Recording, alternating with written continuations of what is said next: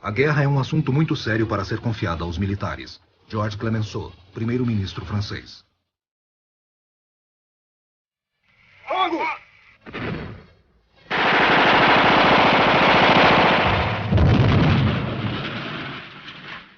Campos de batalha. A Primeira Guerra Mundial, 1914-1918. Episódio 3. Procurando um milagre. 15 de agosto, 1º de outubro, 1914. Primeiro ato. Que desastre.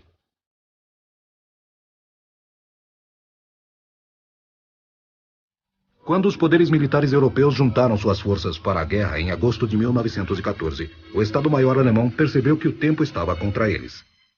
O chefe do Estado-Maior, Helmut von Moltke, estava convencido de que levaria 40 dias para o exército russo se mobilizar. 40 preciosos dias antes que o Grande Urso se tornasse uma ameaça à fronteira oriental da Alemanha. Como estabelecido no Plano Schlieffen, a Alemanha jogou a maior parte de suas forças a oeste para obter uma vitória decisiva contra a França. Uma vez que o exército francês fosse derrotado, o exército do Kaiser se voltaria para o leste para encontrar o exército russo. No dia 30 de julho de 1914, a Rússia começou sua mobilização. 6 dias depois, o embaixador francês pediu ao czar que atacasse imediatamente para aliviar a pressão sobre o exército francês. Uma invasão na Prússia Oriental pelo general Rennenkampf e pelo segundo exército do general Samsonov foi rapidamente arranjada. A força esmagadora russa estava se mexendo. Os 40 dias de Moltke se acabaram. Os dois exércitos russos excediam a 10 divisões do 8º Exército Alemão, sob o comando do general von Prittwitz und Gaffron, em quase 2-1. Mesmo em desvantagem, os alemães planejaram uma ação em Masúria, seguida de uma luta em retirada, se necessário, para a fortificada linha inferior do rio Vístula, para assim esperar o reforço do vitorioso exército do Oeste. O primeiro exército russo, sob o comando de Paul von Rennenkampf, cruzou a Prússia Oriental no dia 17 de agosto de 1914 e empurrou o exército alemão de volta em direção a Königsberg. Isso não foi previsto pelo exército alemão.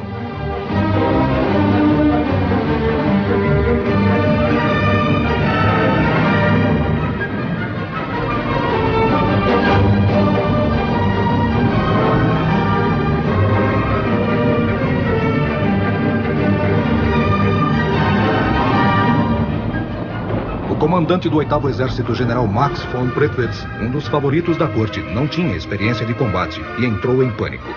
Dia 22 de agosto, Moltke substituiu-o, assim como seu chefe de Estado, e passou o comando para os generais Hindenburg e Ludendorff. Eles chegaram no dia seguinte para iniciar a mais formidável parceria estratégica da guerra. Eles herdaram uma situação crítica. Agora, os civis alemães estavam fugindo. Era o medo dos russos, o terror dos cossacos em cavalos, a imagem de homens com olhos esbugalhados, estuprando e saqueando, que fez com que as pessoas fugissem de suas casas. Normalmente submissos, eles fizeram a sua dolorosa partida. Mas o avanço russo estava desacelerando. Os suprimentos de Rennenkampf estavam se esgotando e ele não podia usar as linhas férreas do leste prussiano para reabastecer porque os alemães removeram os dormentes e os da Rússia eram de medida diferente. Quando os alemães saíram em retirada após uma breve batalha em Gumbenen, ele não os perseguiu, mas esperou 2 dias para os suprimentos chegarem. E quando ele se movimentou, dia 23 de agosto, trocou a prioridade de evitar um ataque alemão por ajuda ao segundo exército, continuando a oeste em direção a Königsberg, ao invés de ir ao sul para encontrar Samsonov. O segundo exército tinha problemas de comunicação e suprimentos e estava sendo apressado de forma imprudente pelo comandante do grupo general Zelensky, sobre um solo arenoso que dificultava o progresso da infantaria e era mais penoso para os cavalos de tração.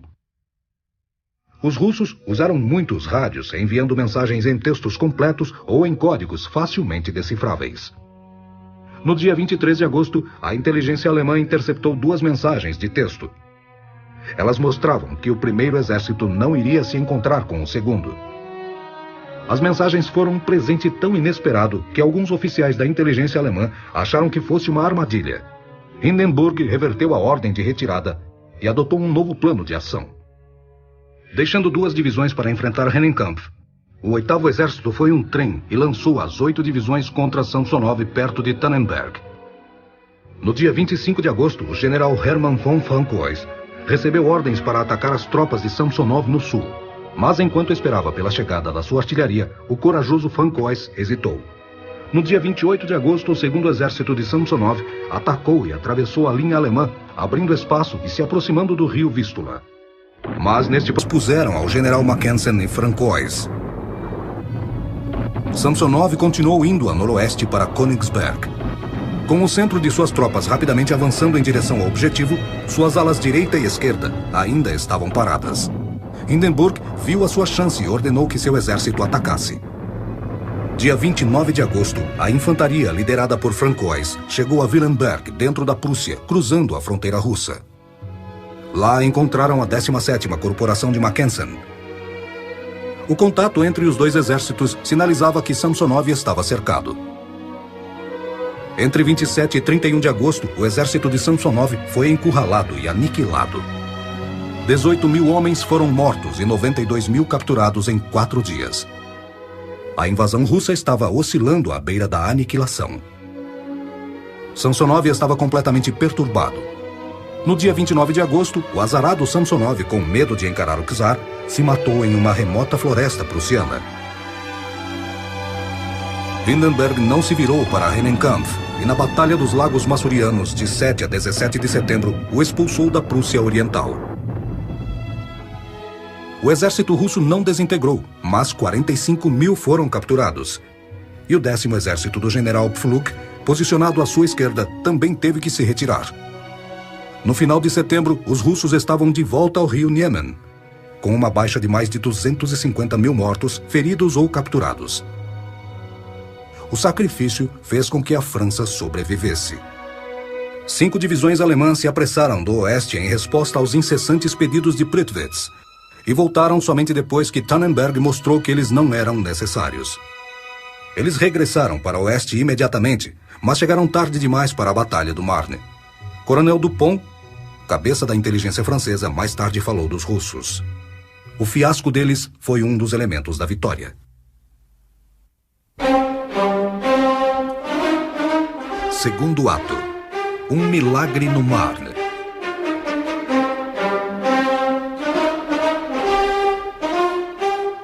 Era o 35º dia. Isso era o que o Kaiser lembrava a seus ministros durante a reunião no seu quartel-general em Luxemburgo, na manhã de 4 de setembro. Estávamos no meio do caminho entre o 31º dia, desde a mobilização, quando o mapa desenhado por Schlieffen mostrou os exércitos alemães, organizados para iniciar a sua descida a Paris, e o 40º dia, quando seus cálculos determinaram que aqui seria uma batalha decisiva. O resultado da batalha foi crítico. Schlieffen tinha calculado que as deficiências das ferrovias russas assegurariam que até o 40º dia, os exércitos do czar não se reuniriam com força suficiente para lançar uma ofensiva. Depois que a BEF escapou de suas garras, o general Kluck foi liberado do comando direto de Bulow no dia 27 de agosto e seguiu para o sudoeste em direção a Amiens. No dia 28 de agosto, a BEF era a menor de suas prioridades, já que ele considerava uma ação para expulsar o general Larenzac de Paris e tomar para si o comando do que restou do 5º Exército francês. Nesta conjuntura, Joffre ordenou ao apático Larenzac para se direcionar a oeste e contra-atacar entre Guise e Saint-Quentin. Os alemães ficaram surpresos com a força da oposição, contra a qual sofreu grandes perdas. Mas no dia 29 de agosto, as corporações de guarda e os hanoverianos da 10ª Corporação avançaram uns 48 quilômetros e, enquanto a noite se aproximava, eles se preparavam para consolidar o território conquistado. Naquele momento, o caráter da batalha foi transformado pela coragem de um homem. As prestigiadas corporações de guarda do 2º Exército e os hanoverianos foram atacados em Guise pela 1ª Corporação Francesa, comandada pelo enérgico Franchet d'Esperey. Montado em um cavalo e rodeado por seus soldados, Franchet d'Esperey ordenou que as cores fossem mostradas e que as bandas tocassem. Com as bandeiras tremulando e a artilharia despejando fogo, o desesperado Frank, como os ingleses admirados nomearam um novo cabeça-quente francês, levou a infantaria de calças vermelhas ao ataque. Foi como nos velhos tempos. E funcionou. Eles fizeram os alemães recuarem. Sem procurar o acordo principal de Moltke, no dia 30 de agosto, Kluge ordenou ao primeiro exército que executasse a invasão. Ao invés de entrar a oeste da capital francesa como planejado, o primeiro exército entraria pelo nordeste dela. Isso expôs as tropas de Kluge a atacar o 6º exército francês de Monnour, agora posicionados ao norte de Paris. O plano Schlieffen finalmente acabou. Com os dois acontecimentos e seus subordinados saindo do controle, Moltke mansamente aceitou a manobra de Kluge. A brilhante oportunidade oferecida para a invasão não foi imediatamente apreciada pelos aliados. Um dos efeitos deste movimento foi fazer Kluge entrar em contato com a BEF novamente. Logo depois que passamos por um lugar chamado Vicotier, que fica bem próximo de Paris, o cansaço começou a nos derrotar. E fomos notando a quilometragem à beira da estrada, gradualmente chegando mais perto de Paris. 25, 24, 23. Não acreditávamos no que víamos. Cada passo que nos aproximava de Paris era testemunhado por estes marcadores de quilômetros, o que feria o nosso orgulho e aumentava a nossa depressão. Dessa forma, sentimos que ao chegar ao zero perderíamos a guerra. Tendo recuado 320 quilômetros, a BEF cruzou o Marne no dia 3 de setembro. Mas o reconhecimento aéreo revelou a vulnerabilidade da ala esquerda de Kluge. Nos dias 4 e 5 de setembro, von Moltke deu as ordens que colocaria em ação a batalha decisiva do plano orquestrado por Schlieffen. Von Moltke percebeu no dia 4 de setembro que o inimigo tinha desviado do ataque do 1º e 2º exércitos e tiveram sucesso em fazer contato com as posições de defesa que protegiam Paris. O 1º e 2º exércitos foram ordenados a tomar a posição defensiva. O 3º exército avançaria em direção à parte superior do Sena. O 4º e o 5º exércitos iriam atacar o sudeste com o objetivo de abrir caminho para o 6º e 7º exércitos completarem o cerco ao inimigo. Isto era o oposto do que Schlieffen pretendia.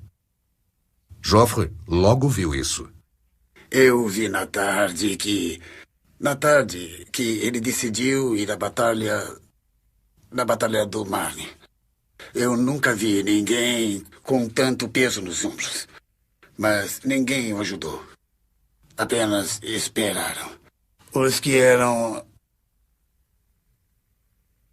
prós ao movimento e os que apoiavam o movimento esperaram. E isso durou um bom tempo. Talvez umas 2 horas.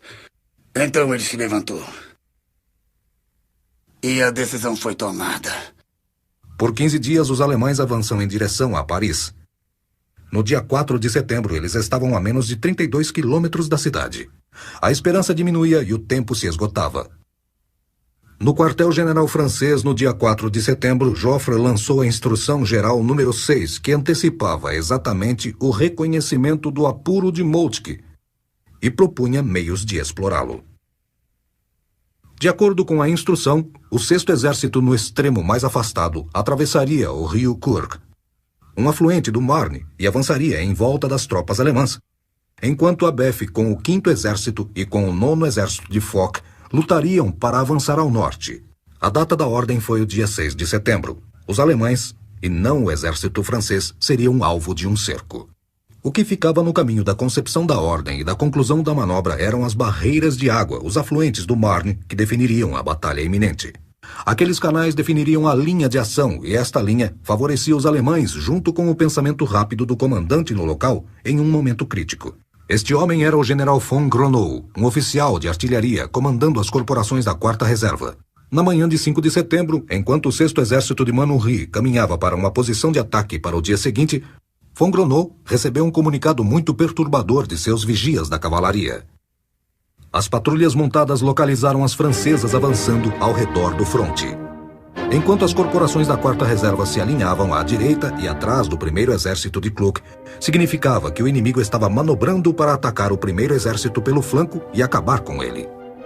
A resposta de Gronow foi instantânea e corajosa. ele decidiu atacar.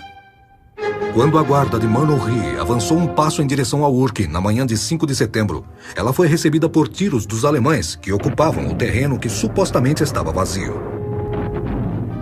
Os franceses caíram ao chão.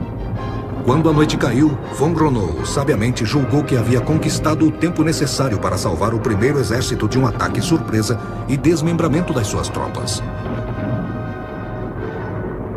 À luz do dia, os franceses responderam atacando posições que os alemães já tinham abandonado. Graças à ação independente de von Gronow, o flanco de retaguarda que ofereceu a oportunidade de cerco foi coberta e von Klug recebeu o alerta necessário para apressar os reforços do centro para o flanco antes que o perigo aumentasse. Uma parte das tropas retornou para o fronte em táxis fretados. Eles preveniram o colapso total do exército francês, mas não podiam prever que a unidade de Manoury teria que recuar. O próximo movimento de Klug a oeste aumentou novamente o espaço entre o primeiro e o segundo exército alemães. Bulow também respondeu com capacidade à pressão do 5º exército francês e do recentemente criado 9º exército sob o comando do general Foch. No terceiro dia, o contra-ataque aliado estava enfraquecendo. Em diversos lugares ele foi repelido com grandes perdas. Na crise da batalha do dia 9 de setembro, foram os alemães que perderam a paciência. Os alemães cederam. Enquanto a Beth cruzou o Marne de volta e cuidadosamente avançou no espaço entre os dois exércitos do flanco direito alemão, um ansioso e exausto Bulow ordenou a retirada. Sua decisão foi apoiada pelo tenente-coronel Hentsch, um oficial trabalhador e impressionante, enviado ao fronte para representar o completamente desmoralizado Moltke. Não sobrou opção a Klug senão se retirar ao norte para Aisne, com Bulow. O milagre de Marne salvou Paris e acabou com o último suspiro dos planos alemães por uma vitória no oeste. Enquanto os nervos de Moltke e Bulow estavam à flor da pele, Joffre tinha recuperado a sua força, sua reputação e sua autoridade como o salvador da França. Ele se tornou inabalável nos meses seguintes. Moltke, do outro lado, não sustentou o ofício por muito tempo. No dia 14 de setembro, o general Erich von Falkenhayn ficou encarregado do controle das operações, mas para preservar as aparências e o moral, Moltke manteve o posto somente pelo nome até 3 de novembro. Contudo, mesmo se os aliados tivessem um grande sucesso estratégico no Marne, eles ainda estariam muito longe de derrotar os exércitos alemães. Terceiro ato. Corrida para o mar.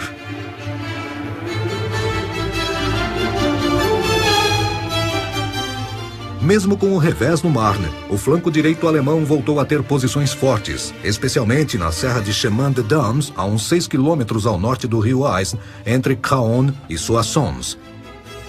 Essa colina íngreme e florestada tinha uma série de troncos pontudos que pareciam lanças descendo até o Aisne. Foi aqui, na linha de avanço da Beth, que um espaço significante continuava entre o primeiro e segundo exércitos alemães. O buraco era um alvo convidativo para os aliados, mas nem a Beth, nem as formações dos vizinhos franceses poderiam chegar rápido o suficiente para se aproveitar da situação. Eu achei a nossa movimentação lenta hoje pelo fato do inimigo ainda estar à solta. Muito lento, pontes explodidas, soldados cansados, comandantes preocupados e corajosas ações de retaguarda das tropas alemãs. Tudo combinado para atrasar o avanço dos aliados. O atraso saiu muito caro para eles. A queda de Maubeuge no dia 7 de setembro liberou as tropas alemãs para outras tarefas, e a 7ª Corporação de Reserva sob o comando do general von Swell se apressou para ligar o espaço até a direita alemã. Seguindo uma marcha de 64 quilômetros em 24 horas, durante a qual um quarto de sua infantaria desistiu, os líderes das corporações atingiram as posições em Chemin-des-Dames às 2 horas da tarde no dia 13 de setembro. 2 horas antes que a dianteira das primeiras corporações de Haig, na direita britânica, se aproximasse do topo. Embora poucos tenham reconhecido na hora, este foi um dos momentos em que a paralisação da guerra de trincheiras havia chegado ao fronte oeste. Frente a essas corporações e por muitos quilômetros, ambos os lados se encontraram travados e nenhuma decisão parecia possível de ser tomada nesta área. Com a paralisação segurando o fronte a leste do Aisne, cada lado tentou levar suas tropas para o oeste e para o norte, no que ficou conhecida como a Corrida para o Mar. O 6º Exército de Manoury foi o primeiro a cavalgar pelo rio Oise no dia 17 de setembro, mas foi bloqueado perto de Noyon pela 9ª Corporação da Reserva Alemã, descendo da Antuérpia. 2 dias depois, outra corporação alemã vinda de Reims parou uma avançada sobre o rio Havre por causa do 2º Exército de Castelnau, que veio de Lorena para apoiar a esquerda aliada.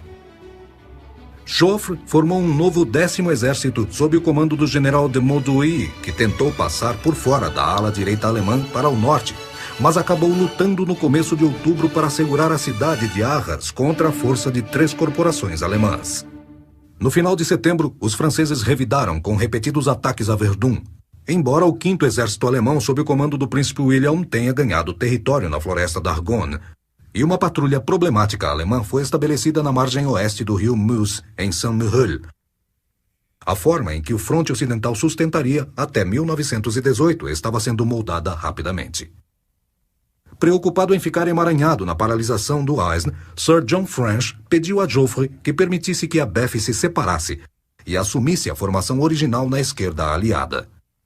Taticamente, como faltava à BEF artilharia pesada, mas possuía uma cavalaria eficaz, seria mais valorosa no flanco esquerdo. Estrategicamente, parecia sensato encurtar suas linhas de comunicação com os portos no canal. Mesmo com os problemas que surgiriam da passagem das divisões britânicas por linhas de comunicação francesas, Joffre autorizou a ação. No dia 1º de outubro, a BEF iniciou uma caminhada para a planície de Flanders, uma região que se tornaria um dos maiores campos de carnificina de toda a guerra. Nas primeiras 3 semanas de outubro, a 2ª Corporação de Schmidt-Dorrien avançou em direção a La Basse, enquanto no norte, a 3ª Corporação do Major-General Pouteney avançava em direção a Lille. As corporações da cavalaria comandadas pelo Tenente-General Edmond Allenby, à esquerda de Pouteney, ocupavam Messines e Vitchaet, ligando-se à recentemente formada 4ª Corporação, que depois de tomar a Antuérpia foi enviada a Ypres, ou como chamavam os ingleses, White Boroughs. A coordenação das operações entre Oise e o mar foi confiada por Joffre a Foch, que foi destinado a liderar um novo grupo de exército ao norte. Não havia uma unidade formal de comando entre os aliados, e Foch não tinha poderes diretos sobre os ingleses e os belgas. Mas na prática, sempre que possível, seus aliados agiam rapidamente sob suas propostas sem atritos. Neste estágio da guerra, tal cooperação foi essencial, pois Falkenhayn mostrava um hábil toque estratégico, utilizando ferrovias de forma inteligente para ganhar um limite vital para reorganizar e reforçar seus exércitos.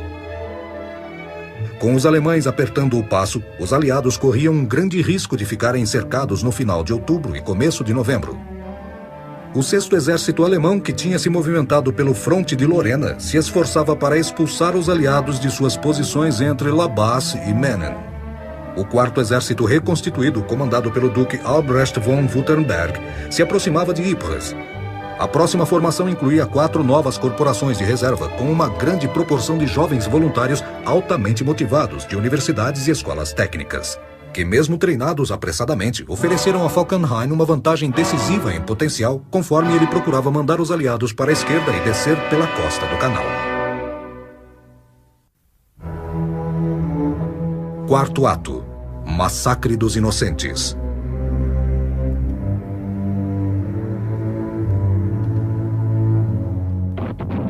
Enquanto o 4º Exército Alemão esmagava o que havia restado do exército em Issy, a BEF se agarrou em suas posições defensivas em Messines, Plugstreet e La Basse. As fazendas que rodeavam a cidade belga de Ypres se tornaram o único setor onde ambos os lados teriam uma chance real de cercar o inimigo. Chegando do rio Aisne no dia 20 de outubro, a 1ª Corporação de Haig avançou ao norte de Ypres. Perto de Langemarck, eles deram de frente com a 24ª e 26ª Corporações de Reserva alemãs, se aproximando pelo nordeste. Longe de um ataque decisivo, os aliados entraram oscilantes em uma luta durante a qual tiveram que abastecer as unidades com provisões para segurar as suas posições.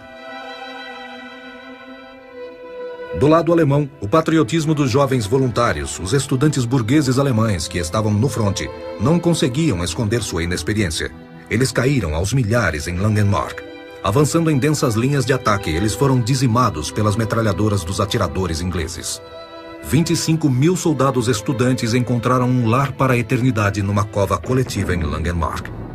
Avançamos uns 90 metros quando entramos sob o fogo de metralhadoras, que foi uma coisa tão horrível, porque as perdas eram tão significativas que nos deram ordens para deitar no chão. E ninguém ousava se levantar, porque a qualquer momento que um atirador visse um movimento, ele atirava.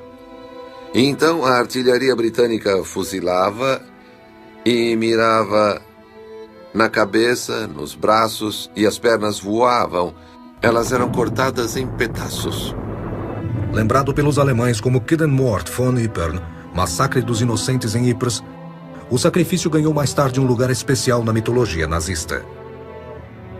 Embora a frente continuasse fluindo, trincheiras iam aparecendo lentamente na terra plana das fazendas. Na noite de 24 de outubro, sabendo que os ataques das corporações de reserva provavelmente iriam falhar, o alto comando alemão decidiu fazer um ataque surpresa alguns quilômetros ao sul entre Geluvelle e Messines. Lá no dia 29 de outubro, uma equipe comandada pelo general von Fabeck renovou os esforços alemães para conseguir quebrar as linhas inimigas. Os aliados tiveram uma grande crise no dia 31 de outubro, quando as posições britânicas em Geluvelle foram ultrapassadas, mas, como em Langemarck, os alemães perderam coesão após uma brecha inicial, novamente expondo a fragilidade de seu treinamento. Um corajoso contra-ataque de 357 homens e oficiais do 2º Worcesters expulsou os alemães de Geluvelle. Nos dias seguintes, a cavalaria de Allenby e os franceses foram expulsos da Serra de Messines. A situação se estabilizou quando houve uma organização de mais tropas francesas nos flancos da Bef. A pausa foi pequena. Outro ataque no dia 11 de novembro da divisão composta da Guarda Prussiana penetrou nas linhas britânicas ao norte da estrada de Menin. Mais uma vez, com formações obsoletas, em grupos fechados, os alemães foram atacados por uma artilharia inglesa escondida e por uma força armadora que incluía cozinheiros, escrivões do quartel e engenheiros.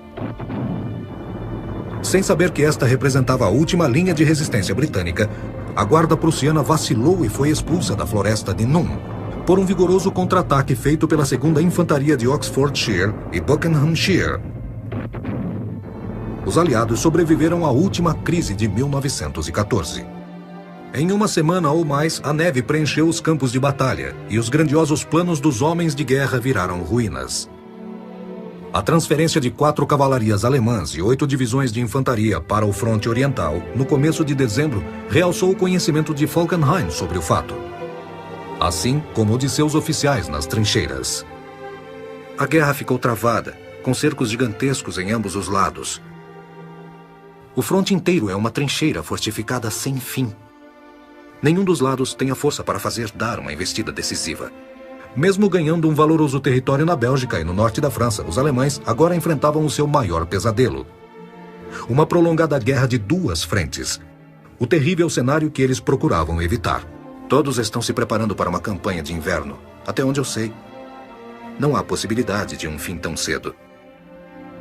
2 dias depois, o mesmo oficial escreveu: "Ainda estamos presos aqui por bons motivos." Ou poderia dizer, por péssimos motivos. Os profissionais altamente treinados da BF original também haviam partido. Eles fizeram muito para atacar a caminhada alemã nos portos do canal, mas sofreram 58 mil baixas adicionais entre 14 de outubro e 30 de novembro. As forças do Império Britânico tinham iniciado sua longa e sanguinária associação com Ypres, onde os aliados ocupavam uma perigosa serra controlada por alemães sedentos de sangue. A guerra de trincheiras era agora um fato real no fronte ocidental.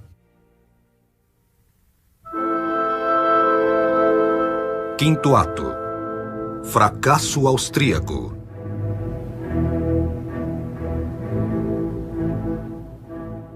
Os austríacos, que perderam prestígio com o assassinato do arquiduque, queriam reestabelecer a primazia nos Balcãs e no sudeste europeu. Portanto, precisavam disciplinar a Sérvia. A posição geográfica da Sérvia fazia dela a peça-chave da Península Balcânica. O terreno era selvagem e montanhoso, mas 2 rotas comerciais históricas passavam por ele junto à conexão das trincheiras de Morva e Maritsa, na Europa Central, com o Mar Egeu. A fronteira norte da Sérvia era protegida por barreiras naturais, os rios Drina e Danúbio. Não dava para cruzar nenhum dos dois, e em 1914 a única ponte sobre o Danúbio na Sérvia era em Belgrado. Os sérvios começaram a se mobilizar no dia 26 de julho de 1914. O chefe de Estado austríaco Konrad von Hotzendorf percebeu, apesar de sua vontade de ir à guerra, que o exército não estava preparado para o serviço. Ele também tinha que organizar 8 corporações na fronteira russa. A Áustria queria uma guerra, e no dia 28 de julho ela teve uma, quando a dupla monarquia declarou guerra à Sérvia.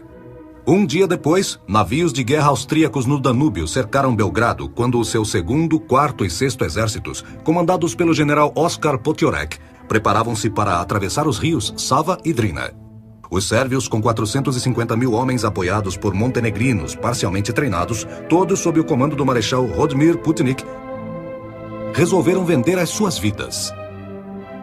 Putnik, com 720 quilômetros de fronteira com a Áustria e a Bulgária para defender, previu corretamente as principais linhas de ataque austríacas e esperava-os em sua direção.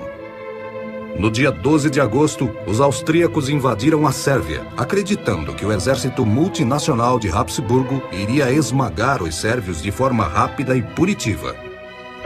Em 9 dias de luta feroz, os sérvios expulsaram os austríacos de volta às suas linhas de partida na Batalha de Jadar e avançaram para a Bósnia em grande velocidade.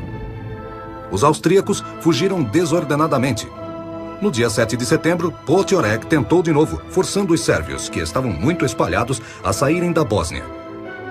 No começo de novembro, tudo parecia resolvido. Em maior número, eles forçaram os sérvios a sair de Belgrado no dia 29 de novembro. No dia 3 de dezembro, Putnik, que completou uma retirada ordenada no sudoeste, se virou e contra-atacou na linha do rio Kolubara o rei Peter, ainda na linha de frente com seu rifle de 50 recargas de munição. Os austríacos novamente fugiram desordenados no dia 15 de dezembro. As patrulhas sérvias estavam de volta a Belgrado, onde o rei rezava na catedral. A terceira invasão austríaca tinha falhado horrivelmente com a perda de 41 mil prisioneiros e 133 canhões. O azarado Potiorek foi substituído pelo arquiduque Eugênio. A campanha sérvia nunca foi mais do que um coadjuvante à grande batalha dos poderes centrais na frente russa. Lá, a guerra era feita em grande escala. A maior parte do exército austríaco-húngaro marchou para o leste para encontrar a ameaça russa que se formava. Estes homens marchavam com confiança, pois acreditavam em seu aliado, a Alemanha, que aumentava a sua moral. O resto deste exército marchava com menos entusiasmo, pois a maioria deles, quase 50%, era de eslavos do sul, rutênios ou tchecos. Poucos sabiam mais dos alemães do que os 80 comandantes militares. Muitos não desejavam se juntar a uma luta pela glória do decrépito Império Habsburgo. A vitória alemã em Tannenberg trouxe ao comandante-chefe austríaco Marechal de Campo Konrad von Hotzendorf alucinações sobre uma vitória austríaca do mesmo calibre. Hotzendorf achou que a oportunidade era contra grupos de exércitos russos no sul. No dia 3 de setembro, os exércitos russos e austríacos se enfrentaram na cidade de Lemberg. A luta foi selvagem, com ambos os lados tendo uma perda muito grande de soldados. Mas no dia 11 de setembro, Hotzendorf aceitou a derrota. Com uma alta taxa de feridos e mais de 100 mil homens feitos prisioneiros, Hotzendorf iniciou sua retirada de 320 quilômetros. Uma mancha significativa se deu na reputação austríaco-húngara. Os oficiais alemães duramente observaram: estamos presos a um cadáver. Os alemães tinham todo o direito de ficar preocupados. A incapacidade dos austríacos de conter a ameaça russa teve sérias implicações para os planos de batalha alemães em ambas as frentes. A perseguição russa das tropas de Hotzendorf levou os russos às montanhas carpatianas. Mas os russos tinham problemas de coordenação. Quando os comandantes russos se encontraram com o grão-duque Nikolai no dia 29 de novembro, o general praticamente seguiu em retirada quase todo o caminho até o Vístula para reagrupar, reabastecer e restaurar as unidades estacionadas em Lodz, esperando pelo ataque alemão que ele acreditava ser iminente. Para fazê-lo, iria expor o flanco norte no fronte sudoeste, obrigando-o a retirar-se também. O comandante do fronte sudoeste, Ivanov, rejeitou o plano. Suas forças detiveram os austríacos ao norte de Cracóvia e tiveram conquistas consideráveis ao sul e ao norte dela. Então, ele defendeu outra ofensiva. O grão-duque aceitou o plano de Ivanov para o 9º Exército atacar Cracóvia pelo norte e o 3º Exército pelo sul, cada um com 4 corporações, enquanto 2 corporações do 8º Exército mantinham a pressão nos carpatianos para prevenir que os austríacos reforçassem Cracóvia.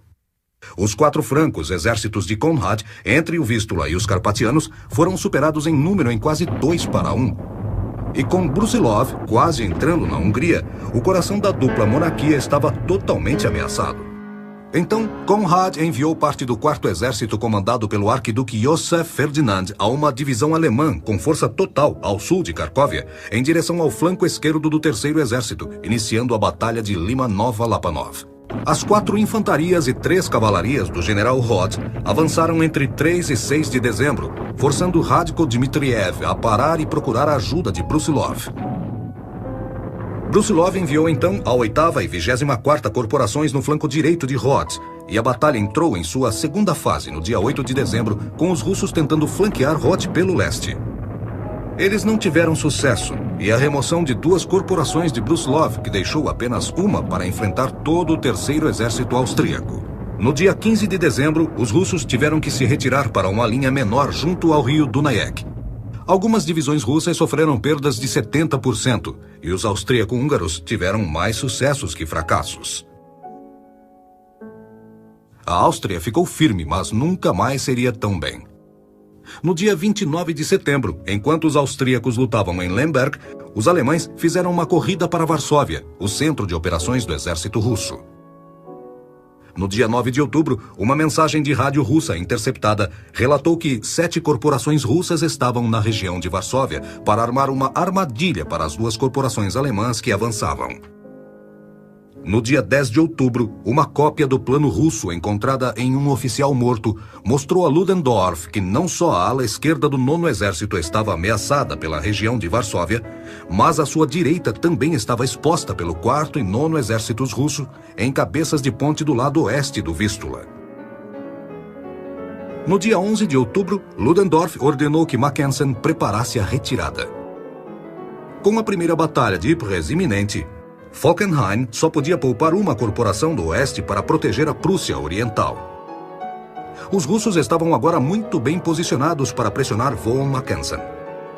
No dia 19, os alemães começaram uma retirada e uma semana depois, Ludendorff ordenou um rápido toque de recolher de uns 96 quilômetros para alinhamento entre Kielce e Radom, para evitar que fossem cercados. No fim de outubro, os russos tinham esgotado seus suprimentos e a Batalha de Varsóvia tinha acabado. Os alemães perderam todas as suas conquistas iniciais. Von Mackensen escapou da armadilha do Grão-Duque, mas no contexto geral, os russos levaram a melhor. O inverno chegou na planície russa e deu fim ao progresso dos 3 exércitos. Homens estavam satisfeitos em cavar buracos no chão e esperar pela primavera. Ludendorff refletiu. A campanha de 1914 não trouxe uma decisão. E não vejo como uma seria possível em 1915. No inverno de 1914, visões de uma vitória rápida sumiram nas planícies geladas da Rússia. Conforme os russos faziam a contagem do que havia acontecido nas campanhas de 1914, os números ficavam piores do que os dos franceses. A devoção e tenacidade mostrada pelo soldado russo era frequentemente desperdiçada por corrupção, erros de julgamento ou pela falta de recursos. Entretanto, o czar ainda acreditava na causa.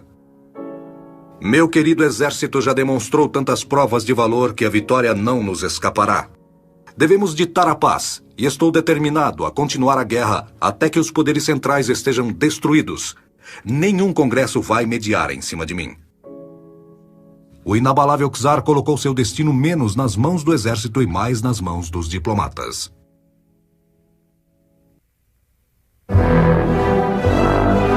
Sexto ato. Trégua de Natal.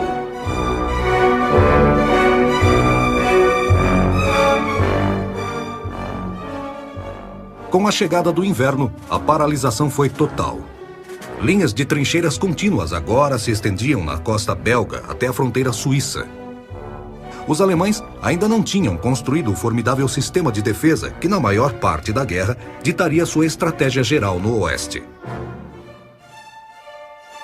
Tendo preparado operações de cerco no começo da guerra, os alemães estavam comparativamente bem equipados com armas adequadas para guerras de trincheiras, incluindo morteiros, granadas, armas pesadas e howitzers. A BEF, entretanto, foi obrigada a improvisar seus morteiros com encanamentos e granadas com latas de geleia. Todos os exércitos estavam com falta de armamentos. Mais tarde, Falkenhayn relatou que a falha de apenas um trem de comunicações naquele inverno ameaçava deixar grupos inteiros do fronte sem defesa. Os franceses, requisitando 50.000 rodadas de munição de 75 milímetros por dia, estavam reduzindo apenas 11.000 por dia na metade de novembro de 1914. Enquanto em janeiro, alguns canhões britânicos estavam restritos a atirar apenas 4 rodadas por dia. As estatísticas de perdas em 1914 atingiram forte a BEF. Como uma pequena força voluntária, ela não poderia se dar ao luxo de perder 3.627 oficiais e 86.237 homens entre agosto e dezembro de 1914. Na Inglaterra, Kitchener já tinha previsto uma guerra longa e cara. Tinha iniciado uma vasta expansão das forças militares britânicas, formando uma série de novos exércitos em que cada um duplicava as 6 divisões da BEF original.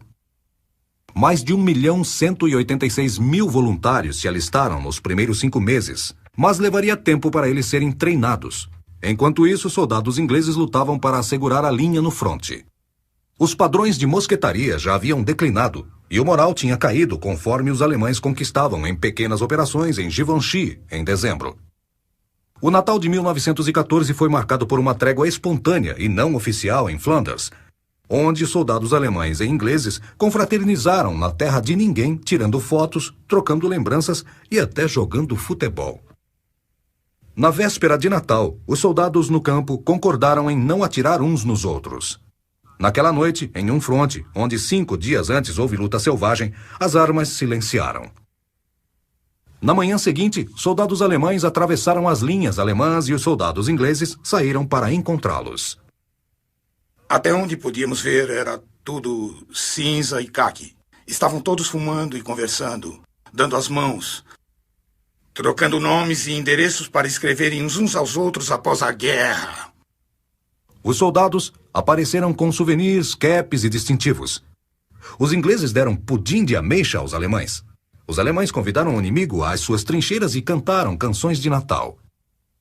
Quando os alemães começaram a enterrar alguns de seus mortos congelados, os soldados ingleses tiveram outro choque. Os alemães diziam: Für Vaterland und Freiheit. Pela pátria e liberdade.